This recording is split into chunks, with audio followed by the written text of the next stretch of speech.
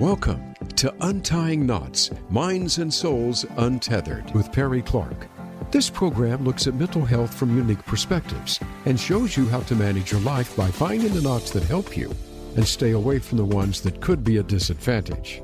Now, here is your host, Perry Clark. Hello, all. Welcome back to Untying Knots, Minds and Souls Untethered. I'm Perry Clark, licensed marriage and family therapist, here with you. And I want to remind you, as always, that this podcast is for entertainment and educational purposes only. This does not constitute working with a licensed mental health professional, let alone the subjects that we talk about here. But let them be helpful guides for your experience in finding a therapist or mental health professional in your area. So today's podcast, this is another individual that I've come to know and through certain social circles, which we'll talk about later on. But I thought their work is something that it would be good for everyone to hear. And also their work, especially working with an organization that I have peripherally known as Black Brothers Esteem in San Francisco, is a very prime one. Talking about LGBT mental health, especially for Black men. So today's podcast guest is Brian Ragas, who is an accomplished administrator with 10 years of experience raising awareness and engagement of health and human rights issues with community-based organizations. Based in San Francisco Bay Area, he brings strong management and leadership skills with an exciting track record of improving organizational efficiency through strategic engagement and community partnerships. And I know that sounds like a job ad there, but I'm sure there's more than we can add to that. If he's looking for more work, consider this sure, why not? The lookout for that. And welcome to Untying Knots, Brian. Thanks, Barry. Thanks for having me here. I'm very excited.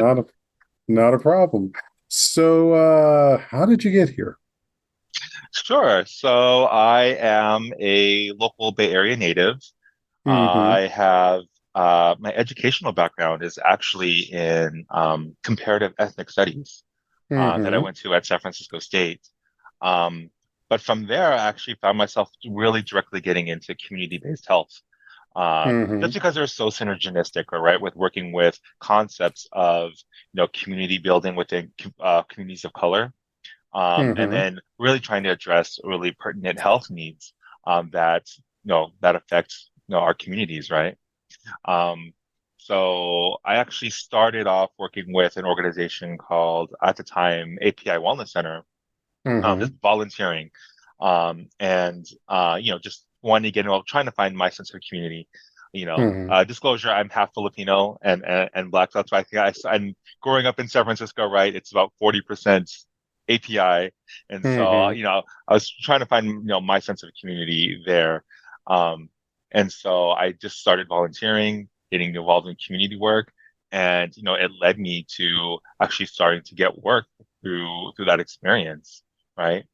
And so I started to do more work, and actually subsequently after that, I started doing more work in the East Bay, doing like HIV testing, capacity building, and even research with folks affected by HIV, and the slew of health determinants that come along with working with our low-income BIPOC communities here.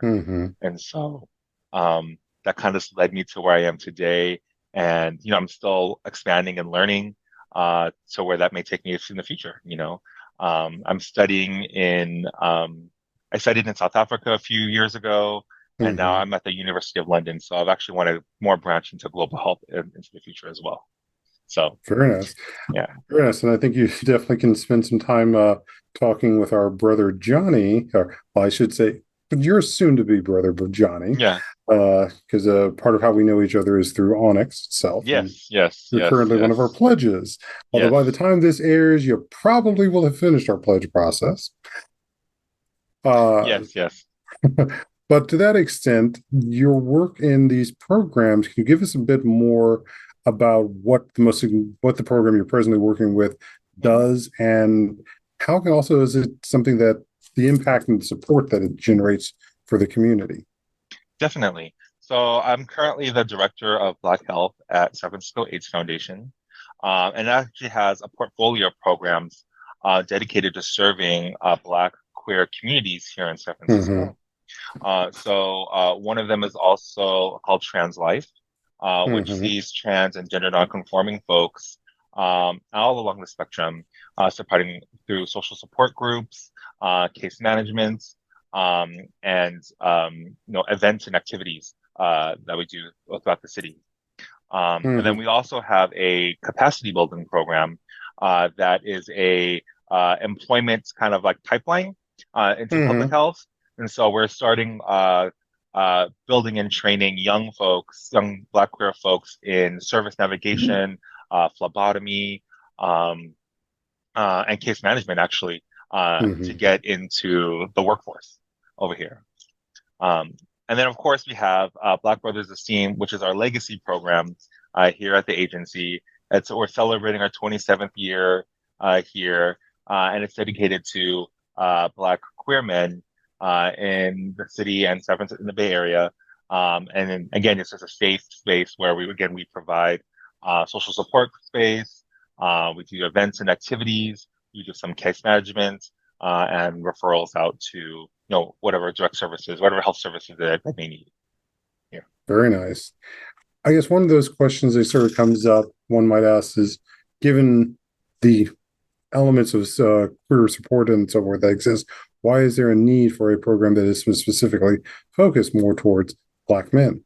hmm Yeah, I mean, I think that's an interesting question. I think particularly to ask in, today's day and age, particularly in a city like San Francisco, right? And if we Mm-hmm. look at San Francisco's numbers, right, San Francisco is like currently less than 10% Black or African American, Mm-hmm.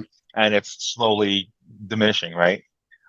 However, if we take a look at the steps of our homeless population and who our homeless populations are, you'll see the highest percentage of folks are Black African American. So if we're looking at that context, seeing who's actually here, what types of Black folks are, they're mostly poor, are obviously low income, um, homeless, marginally housed here, in San Francisco. And then, of course, a good number of them are also queer and trans as well. And Mm-hmm. so we provide health services. We are the safety net of the safety net in some ways, to where folks can get basic needs like housing, healthcare, food, and I think importantly, just a social space too, where folks can just hang out and get to know each other and really build community. You know, and so that's part of like how our program is still existing today, and I think what's most important to what we're trying to really address is the needs of our community. And what are some of the other needs that you're finding in the community needing to be reached that we can look forward to trying in the future? Yeah, I think I mean, 'cause, we primarily do our work through support groups and social spaces. So I Mm-hmm. think there's a very clear need. I think for social support and space. I think it's it's a bit hard, being Black and queer in San Francisco and the Bay Area, right? You know, um, like I said, with the numbers that I just said earlier, it's hard to find space. It's hard to find affirming space where folks Mm-hmm. can really build community and see themselves reflected and talk about the issues. I think that's really pertinent, to us as Black queer men, right? And so we provide that space. We give topics, discussion. We do discussion groups. We do and how we do that through a book reading group that we have, which is amazing. It's called Brothers Who Read, and Mm-hmm. we read Black queer literature and discuss the major themes out of that. Um, and interesting to also invite the authors to come and speak with us as well too, which is really fun and amazing. I love when we get that level of participation. Which, if I remember And correctly, you had that a couple of, I think it was last month that you Yeah. had I remember you seeing the post on it. My schedule just living in the South Bay versus going to San Francisco, despite what it looks like on the calendar, it's at least an hour's drive. Yes, yes, yes, yes, yes. No worries. Um, but no, I think what's important with that, is we also bring our work out into the larger community as well too. So we we have a good cohort of folks, of regular participants within the space, but we're Mm-hmm. always constantly trying to engage, the larger community with the work that we do and the services that we provide. And a lot of that is through, event-based Mm-hmm. things, right? So like we had a book launch the other day with one of the authors that we were working with Others Who Read. We Mm-hmm. do, a regular holiday stuff. Like Kwanzaa is huge here with us. So, and of course, like Black History Month, we do a big a community event called Generations, which is a celebration of Black, queer, LGBTIQQ history with performances and big events, things like that. So we're very big on um, having fun. I'll say that. It's a it's fun process. We do a lot of amazing and fun stuff here. Very nice. So I'll let you get a drink in there before I hit you with one of those questions that's not on our original discussion list. Which one of those aspects being the material you talked about being providing with the sense of community? I'm curious, what if you, and even with the standpoint of the population base, I'm kind of wondering, what have you found about our wealth and generational gaps Yeah, that no, exist in Black that's an queer amazing culture? question. That's an amazing question. No, I love it. I think also particularly I should mention because our organization, our group, started again like 27 years ago. Um, Mm-hmm. it's kind of been the same folks too. So if we have a generational like component to us, is that most of our participants are probably about 40 to 45 and up. I'll say that. Mm-hmm. And so and a lot of folks have mixed status, right? So some are Mm-hmm. HIV positive, some are not, and so some are living with HIVs for a long time, and so Mm-hmm. we're trying to partly address some of the generational needs of Black queer seniors in some Mm-hmm. ways, right? Which is fascinating, and I didn't feel like I'd ever find myself doing that kind of work, but I am, and it's interesting. It's really interesting to see the needs of what it looks like to be Black, queer, and aging, right? Because someday I'll be there too. Well, yeah, we'll All of all us will be be there. there. We'll all be there, right? We'll Yeah. all be there. So I'm getting that look on what it needs, and surprisingly, it's not as different as working with younger folks. Older folks, too. They require socializing. They require space. They require, um, a lot of the same things I think younger folks need, which is, that peer-based support, that peer-based look at like, what does it mean to be, finding that sense of community again along the age lines as well too. Mm-hmm. So you know, we have folks who come. I mean, part of our service delivery is teaming up with like ALRP and like how to build out your end of life work and contract, end of life work, Mm-hmm. right? You're making sure your things are settled. Like we're doing a lot of those kinds of sets of workshops for folks, and you know, and how to have that conversation, with each other, right? So that folks Mm-hmm. are, financially or life set, towards the end of their life, right? Very Um, nice. Very but at nice. the same time, they're also really just fun and catty, like young folks too. They talk up the storm, right? Mm-hmm. They do, which is I think really fun to see, right? And there's so much like history, I think, within the space as well too, that I think that maybe maybe a lot of younger folks, like myself, also just Mm-hmm. really take to heart. Like one of our clients, he like knew like Essex Hemphill, right? And he was like having lunch with him, and like he said he hit on him once, and I was like, what? He's like one of the poets and Black queer big figureheads that I've only read in books, but you have like this lived experience like with this person, which is just fascinating and amazing. So I think there's a really rich history when we're talking about generational um, community building, right? Community building, right? Because older folks are just as much as part of our community as like younger folks, right? You know, Oh yeah, you yeah. know. Well, and especially there also becomes that aspect of how do we talk about not just only Black history but queer history and how those Mhm, in us intersects mhm, versus it being just this one topic or over in or mhm, siloed into these other areas. And equally, just as I mentioned that aspect of the generational gap, but it's like we've also got our own issues with the generational wealth gap too. Yes, there's a wealth gap. So, which I not want to talk about, and it's very interesting to see again in San Francisco, right? Because I Mm-hmm. think as my position, as a director of Black Health, I'm trying to reach all aspects of the Black community, right? And with the Mm-hmm. demographics I just talked about earlier, right? A good majority of it is low income here, but there's also a good number of higher income Black queer folks here as well too, right? Who work in tech or who just recently arrived for work. Right? Mm-hmm. There's a good number of those folks here too that also kind of want different forms of connection, and also need health resources as well too, right? They go to I mean, we have a pinnacle spot of sexual health and PrEP and DoxyPep and all that stuff here in the Castro through our Mm-hmm. clinical stuff at Strut, right? And so we get those, and we also have art programs as well too, which also really attract those folks of higher income, right? And so Mm-hmm. it's a really interesting space that I have to navigate to bring in those different areas of of of income Mm-hmm. right. So as an example was that book event that I launched, right, that we had.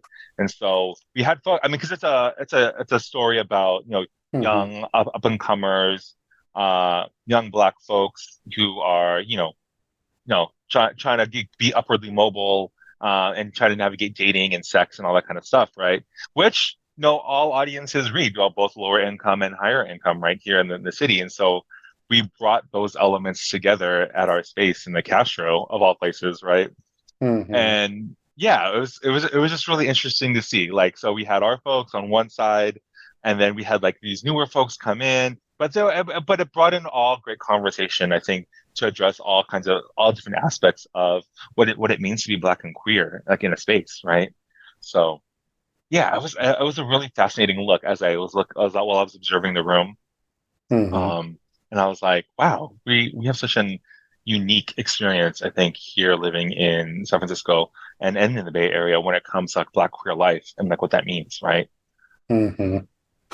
Yeah. Which is one of those places where, again, a lot of people don't think of that intersectionality and what that means, Hmm. and also about the choices that one has to make in that situation, Hmm. from the financial to the health You to know, just the sense of what is our community. what is our community and what they feel, right? You know, Mm-hmm. and it's hard to find that sense of community. It's hard to find that valid sense of community, right? Because like I said, we had our events in the Castro, right, which Mm-hmm. hasn't been historically very nice to Black folks, Mm-hmm. outrightly racist and hurtful to Black folks as well as trans folks, so it's not an affirming space. But Mm-hmm. at the same time, once we gather folks together, once we know we're poignant, we can make our own spaces, where and when we can, you know. Mm-hmm.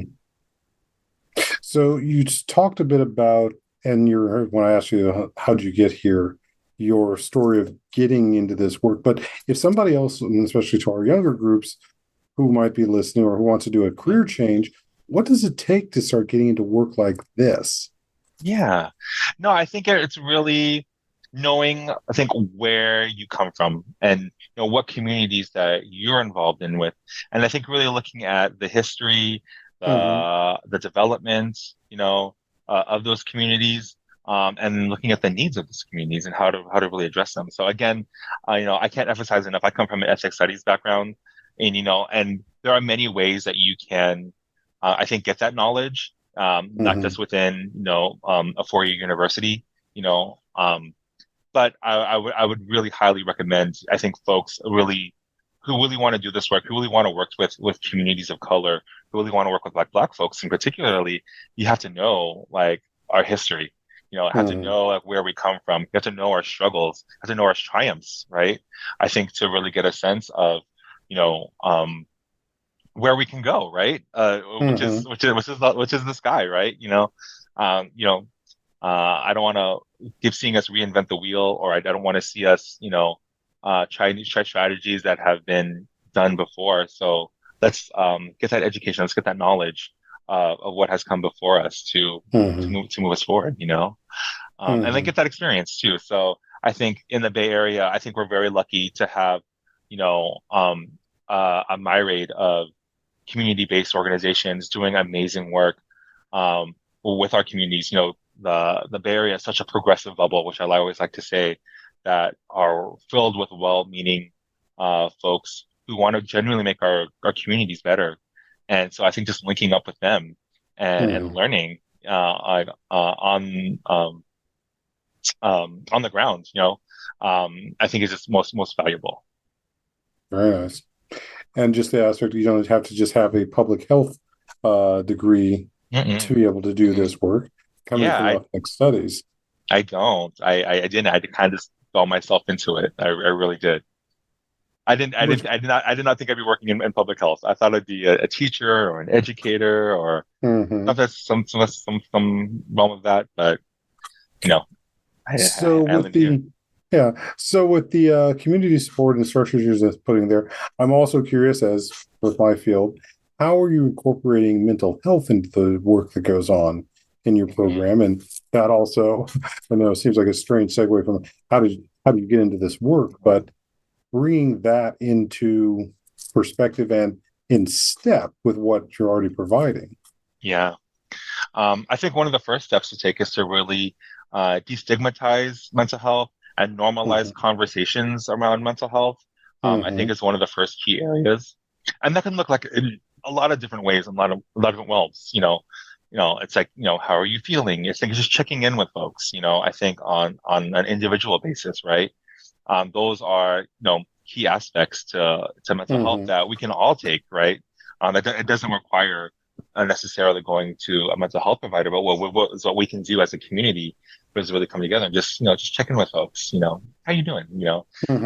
This, I think, American individualistic capitalist society always teaches us that we have to solve, our own problems. But, what we're trying to reframe and change, I think, in community-based health is that we can take care of a lot with each other, right? So I think that's one step, or a step that we can all easily take as a community and as a society.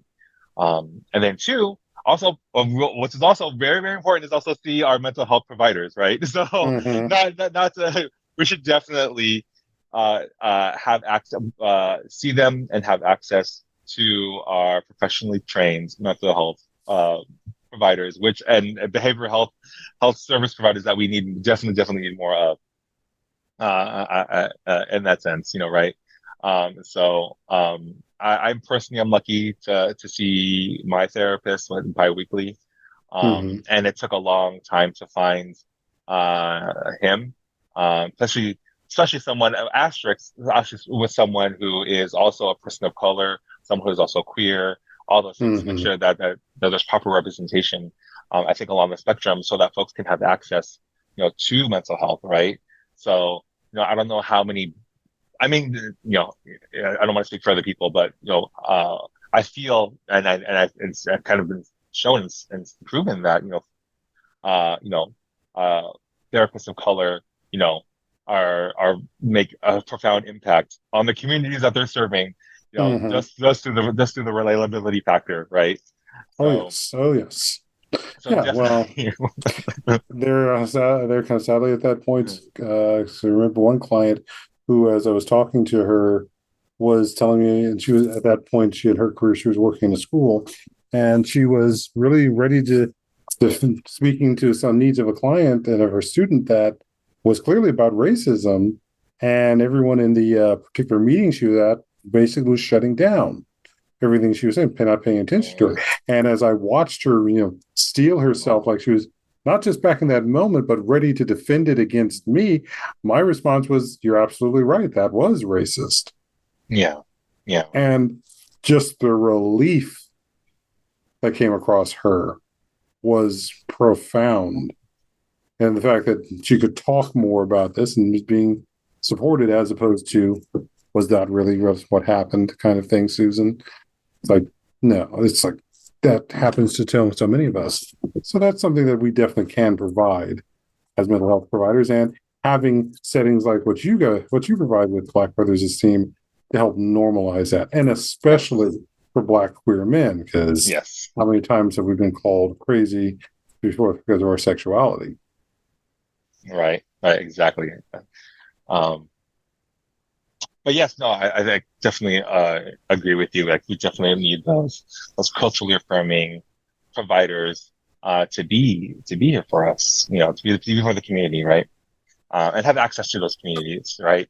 So, lowering the barriers to mental health providers, I think is another step, another key factor of things that we need, right?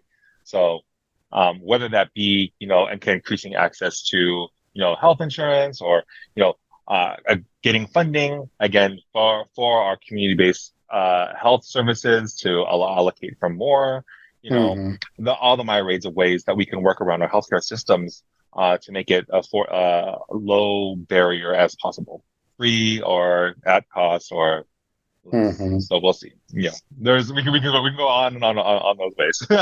Right. Oh, But yes. mhm, But those are some of the key ones there. And some of this is because we're trying to deal with a system that was, again, never designed for some never of designed us. for us. It's not. But I mean, which I really love the community-based model because again, we're really trying to make those systems work for us, right? So Mm-hmm. in community-based health, right, you'll never see anyone wearing like a white coat or anything like that. You'll never see anyone I don't know, like have a couch or like go through those like stereotypical ways of having counselors, right? Um, Well, yeah. hey, when you're doing couples counseling or family counseling, we Maybe you kind of need a need the couch. couch Maybe you to need a couch. to get enough butts under there. I don't, you There know what is I'm a saying, certain right? functionality Or to it. or not a couch. What are the things, an ottoman or whatever they're like Uh, laying down on, all that kind well, of stuff that you see on TV. yeah, well, Um, most of them were ottomans or what they call fainting couches, but it's like yeah. there's just so yeah. But yeah, I mean, I love and also like how to way to really increase the access to that also through telehealth. I mean, telehealth has been Mm-hmm. such an amazing, advent. I think because of COVID, folks have been moving online, Mm-hmm. and normalizing mental health practices through the screen, right? So that makes it, Mm-hmm. I think, a lot more accessible for folks instead of having to travel somewhere, but they can just take it online or take it through the internet, which has also been amazing too. So we're a strong advocate and component of making, any and all ways that folks can see someone, talk to someone, um, work. Mm-hmm. Perfect. Well, I think that's a perfect place for us to take a break. So stay tuned for our second half here on Untying Knots, Minds and Souls Untethered. I'm Perry Clark, licensed marriage and family therapist, here with Brian Regas, administrator extraordinaire from San Francisco Black Brothers Esteem. So stay tuned, folks. We'll be back shortly.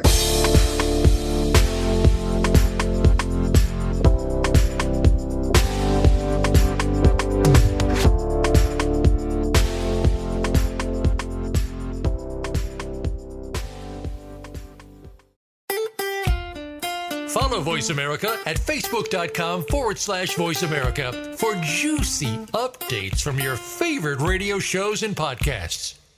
Where can you listen to some of the world's top life coaches ready to dish out success tips and entrepreneurial guidance? The Voice America Empowerment Channel will do just that. Whether it's personal growth, building a better business, or inspirational life stories, make it a daily habit to tune into our programs. From weight loss and personal branding to law of attraction and increased happiness, you'll find it every day at VoiceAmericaEmpowerment.com. The Voice America Empowerment Channel. It's your world. Motivate, change, succeed.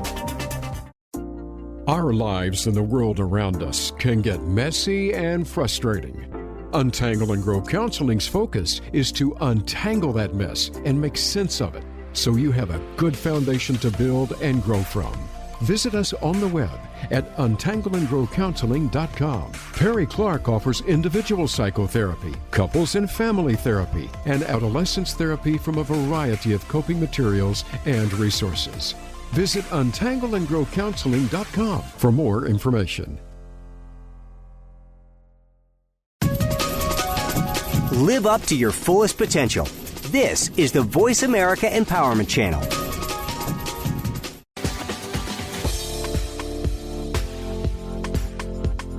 You are listening to Untying Knots, Minds and Souls Untethered. If you have a question or comment about our podcast, send an email to pclark@untyingknotspodcast.com. That's pclark@untyingknotspodcast.com. And now, back to the program. Hello all, welcome back to Untying Knots, Minds and Souls Untethered.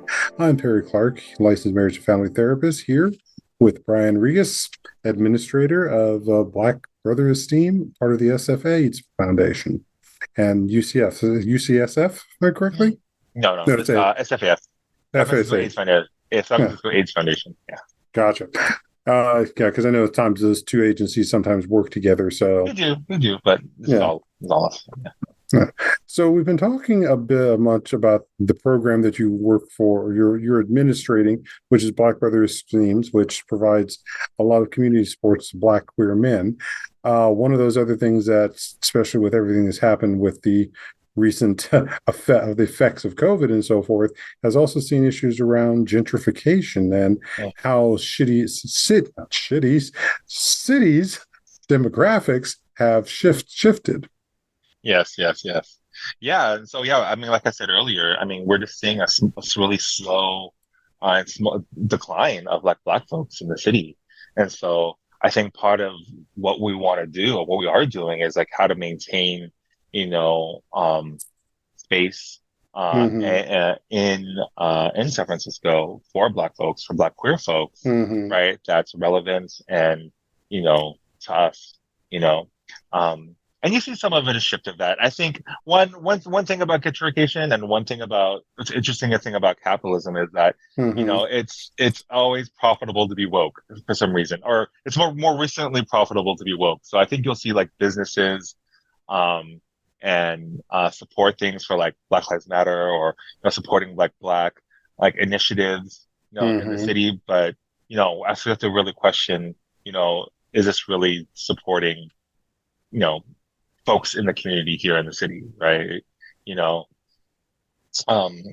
As an example, there is I don't know, you see the Black Power fist a lot in spaces, particularly in the Castro. And there's this one spot that I know for sure, I'm not going to call it out their name, but they're a gym, and it's in the Castro, and then they're actively against homeless and marginally homeless folks in the Castro, right? They're part of the Castro. I'll call this out. They're on the Castro Merchants Association, who is actually actively against homeless folks in the Castro, and they are completely not cool. But yet they'll show face and have a Black Power fist on their window. So as an example, so I was like, okay, thank you. We see that, but you're actually actively taking away the needs of the community by being anti-homeless, particularly in the Castro. So it's just politics. It's it's messy, but we have to call things out when we see it, and I think that's also part of the work that we do here. It's hey, what's really going on here, and are you actually serving the community, in that sense, right? Well, especially given that I'm sure there's ways that they're rationalizing this under that sort of siloed image, as opposed to recognizing the intersection of identities as well. Yeah. Not to mention just being performative as opposed to impactful. No, exactly. And so, as we see the high cost of living in San Francisco and the Bay Area, part of our program is really looking and searching to find options for folks, to live and stay here, right? And so that's why we have housing programs, housing referrals. We have this pipeline for folks getting into public health, and it's the workforce. So we're really trying to give people options to have a sustainable life here, which is hard.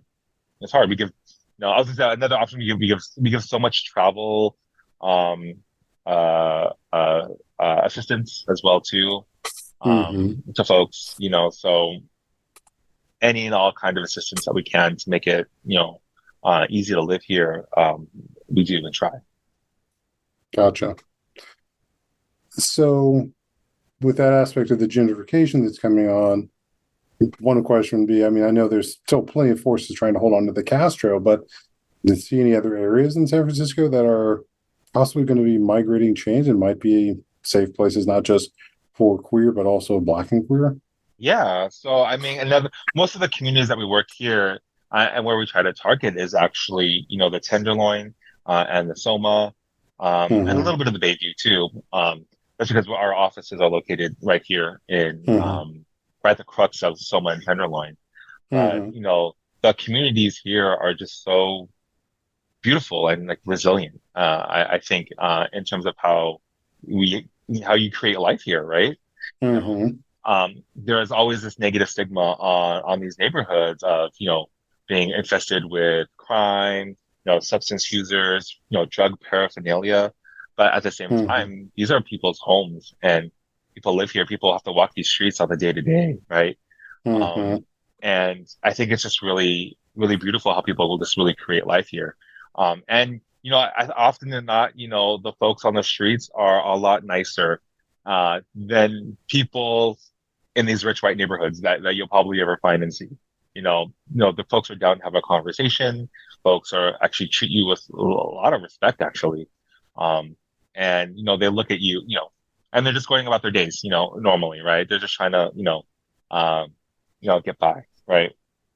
And so, I think what we're trying to do is, really give people dignity, and respect, and just like I said, how to have life here, right? Mm-hmm. And as we talked about earlier, it's in gentrification, it's only intensified, I think, in the last several years, on the amount of homelessness and that's been happening here in the Tenderloin and Soma areas, because that's like the focal point of where folks are and can meet, right? It's the Mm-hmm. crux of transportation. It's the crux of a lot of the service providers that are here. Um, and it's kind of the crux of life for like low income folks here. So Mm-hmm. I think it's a beautiful struggle. I think that we really try to work with over here. Lovely. And it takes actually seeing more of the humanity as opposed to what's in your pocketbook. Yeah, yeah. I mean, I think you'll see some crazy memes. Like, Mm-hmm. I'm sure you've seen them, like about how there's these luxury, hotels, luxury apartments right next door to like these encampments, right? And we're Mm-hmm. talking about like these, economic divides, and you're seeing it right here, right? Mm-hmm. Or you'll see like these nice, beautiful curbside parks, and there's like a homeless person just sleeping right next door, So, these are the realities that we live in. These are the class divides that, it's that we live in this, highest form of capitalism that we like live um, in San Francisco, and like one of the most, expensive places in the world to live, right? Which But also brings, uh, which always brings back to that aspect of, yeah, you could gentrify the entire city, but are there really going to be enough people with enough jobs to pay for that entire city? yeah, And especially to keep all the services that need to run for yeah, said city. yeah. I You're mean, seeing a lot. Yeah, you're seeing a lot of tech flight, getting out of here, right? Market mm-hmm. Market Street is kind of destitute in terms of like the businesses. Businesses are pulling out left and right. Um, like Westfield Mall is closing. All the storefront closes are Mm-hmm. closing just because, yeah, they can't find a market here for that, or it's too expensive, you know. So, Mm-hmm. yeah, the city is really, really, really changing. And all of that very much hits the Black queer community. Yes, yeah, exactly. We face the brunt of it in a lot of ways. Mm-hmm. Both saddening, infuriating, and just But I think there's a lot of great triumphs out of that as well too. Mm-hmm. You know, I think part of that to address another issue is, you know, how to, you know, solve the root causes of these issues, right? Mm-hmm. A lot of it again is surrounded by the idea of recovery and health through the lens of harm reduction, right? Mm-hmm. So I think this is like one of the strongest holds, or one of the strongest birthplaces of the harm reductionist movement, right? Because we have so much substance use here, right? And Mm-hmm. so actually, I don't think we should take credit, because there's a lot of that's been happening in New York and Toronto. I mean, in Vancouver, actually, right? Who actually opened up, you know, a lot of their safe consumption sites a lot sooner than ours. But we're working on that as well too in the city. So, Well, especially given the hopefully, problem with fentanyl that's been happening yes, too. yeah, yeah. So hopefully those become like realities as we allow folks to get around this idea of what harm reduction is and what it looks like and how it helps really self-supports our communities, right? So, you know, folks, you know, struggling with addiction, you know, it's difficult, right? I mean, you're a mental health provider. I mean, Yeah. I mean, maybe you should know Yeah. about the behavioral change and, you know, particularly how difficult that is. But what's particularly when you add substances, addictive substances to that, like fentanyl, and other street drugs that we're seeing, you know, it's even more difficult, right? To change that. And so, you know, we Yeah. come with the lens that, you know, we meet where people where they at, you know, that, you know, it's okay that to let them slide, you know, a little bit. And it's actually okay to use a little bit, as long as, you know, we are, you know, creating healthy ways, pathways of of of of controlling the usage, and help reducing the harm that's impacted by these drugs, right? So that's why we have Mm-hmm. needle exchanges, you know, clean equipment for things to use, so it doesn't help spread HIV and Hep C, Mm-hmm. things like that. So because, you know, folks are going to do it anyway on the streets, so we provide, you know, clean alternative usages for that, right? But then at the same time, we offer counseling that's available, as well as medicated treatment assistance, right, Matt, right? As you know, as an option as well too for folks, right? So, you know, so it's a whole. I mean, this is the whole conversation Oh, around, you yes. know, substance use and usage and, you know, getting things Yeah. over. Also, what's on top of, you know, trying to work with, you know, folks who are homeless and marginally housed, right? So a Right. lot of the time their needs, you know, aren't, you know, aren't getting, you know, MAT, right, or medicated assisted treatments, but it's Mm-hmm. just, you know, finding a place to sleep or getting a meal, right? Those are trying to meet Right. basic needs first, but then And depending on those are how hard. people are experiencing that, that is trauma. Yeah. And frankly, from the mental health side, a lot of times it's trauma that causes people to seek the drugs to try and escape the experiences. And I mean, just as much as we're still seeing the problem, especially in the queer community, whether no matter who it is, issue with crystal meth too. Yeah. Yeah, exactly. I mean, same thing again, about again the intersectional element of like the Mm-hmm. Black, queer, and trans folks that we see, right? So, you know, a lot of the trans and gender nonconforming folks that we work with, you know, also suffer through, you know, different levels of substance use, have history with sex work, you know, um, and you know, it's you know, really hard, you know, to get by, you know, out here, right? And so, you know, they find all these ways to, you know, cope Mm-hmm. with some of the situations that we have to live with, right? Very much so. So I think we actually hit the myths and realities from mental health question earlier on. Oh, So let me okay, ask a slightly different one since there you mentioned at the beginning of the podcast that you are both Black and API. So I'm kind of great. curious about, and especially for those others who have been forced to live with that sort of, you need to pick one camp or another. I'm kind of wondering what it's been like for you, and especially representing that. Yeah, Not speaking for the community, but just for yourself both. and your own experience. Yeah, because you Yeah. started a bunch of this work with API, and now here you are working with Black Brothers Esteem too. So, kind of curious about Yeah. that. Well, I think fortunately, again, going back to my ethnic studies background, that, you know, I was fortunate to take comparative ethnic studies and Mm-hmm. learn both of like my cultures, right? Both learned back at my Filipino side and then through Africana studies, learned through my African and African American side histories. And I was actually fortunate enough to take a mixed race studies class as well too. So I learned all of my identities very early on. Again, not a class that often gets talked about. It's usually, again, siloed into one or the other. Yeah. So I very appreciate that. My background and our university at San Francisco State, had these programs, right?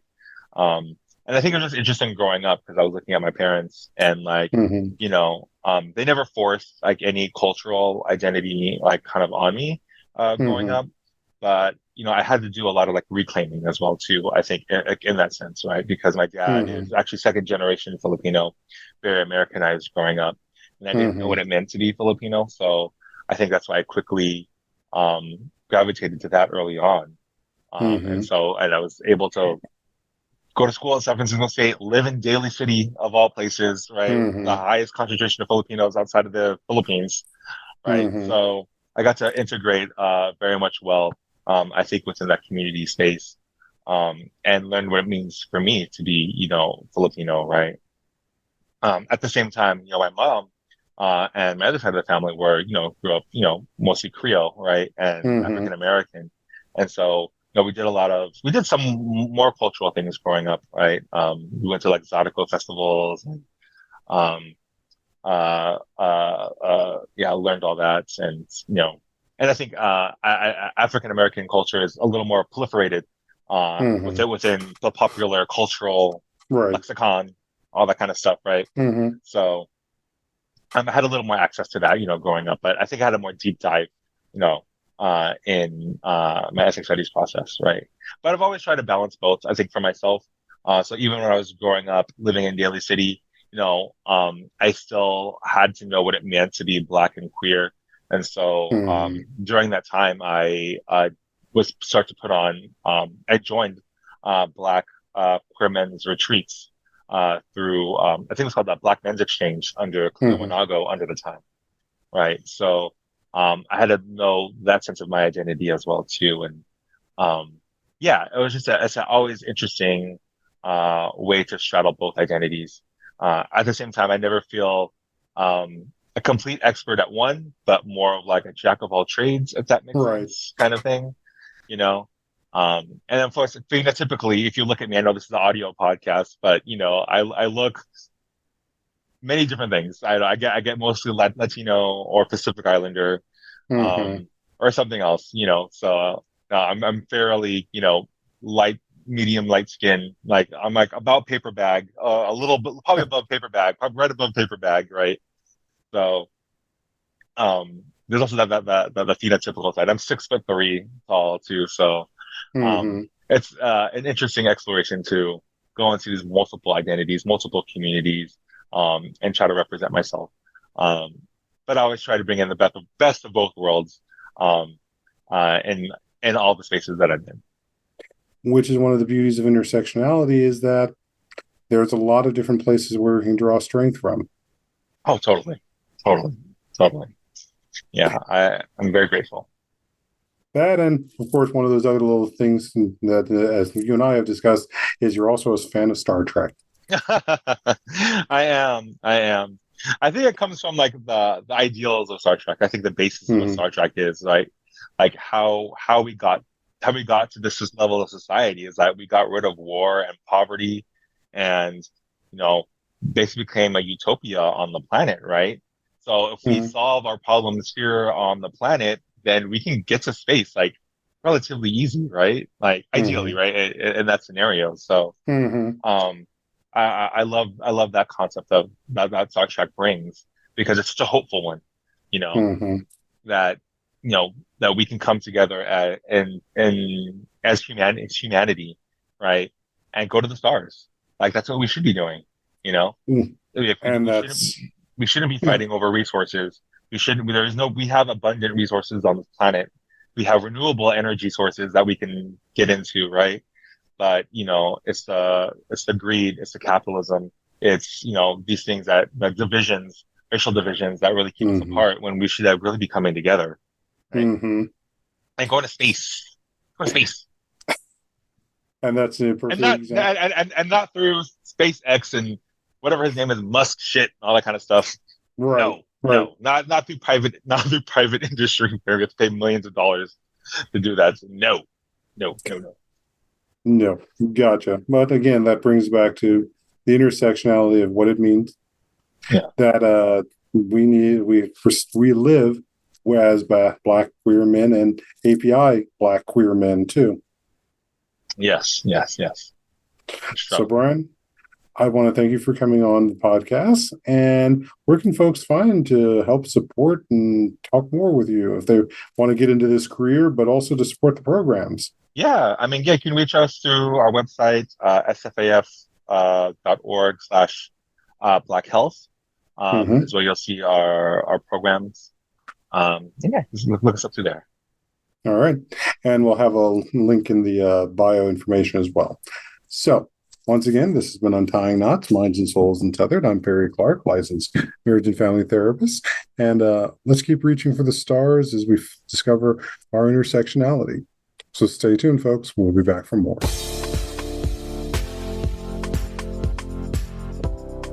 Thank you for tuning in for Untying Knots, Minds and Souls Untethered. Be sure to join your host, Perry Clark, for another episode on the podcast coming soon on the Voice America Empowerment Channel.